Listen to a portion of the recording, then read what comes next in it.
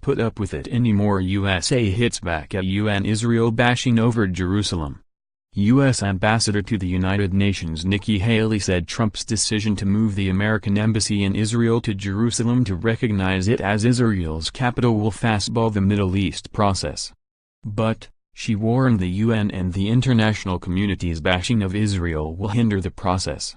She said, "We think this is actually going to help us fastball the peace process going forward.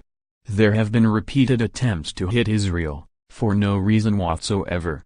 The UN's Israel-bashing sessions, constantly trying to find ways to pick at them. But I want the Security Council and all of the international community to understand, when you bully Israel, you are not helping the peace process. We're not going to put up with it anymore." Trump's announcement is considered by many to be a departure from decades of U.S. foreign policy on Jerusalem to stay neutral. But, it also fulfills a Trump campaign promise to move the U.S. Embassy to the Holy City. It is also a big part of his administration's agenda to bring about Middle East peace.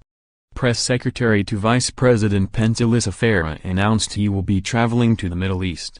He said, "The President has asked Vice President Pence to go to the region to reaffirm our commitment to work with partners throughout the Middle East to defeat radicalism that threatens the hopes and dreams of future generations." The Vice President very much looks forward to traveling to the region to meet with Prime Minister Netanyahu and President el-Sisi.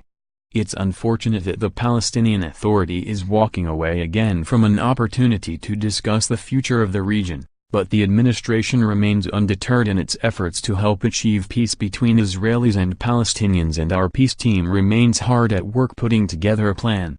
Ms. Haley also insists the U.S. will treat the Palestinians and Israelis fairly and will allow sides to reach their own peaceful solution.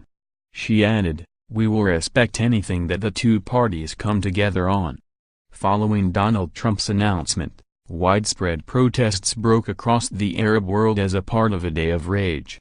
The status of the city has been a highly contentious obstacle for securing a peace agreement between Israel and the Palestinian people for generations.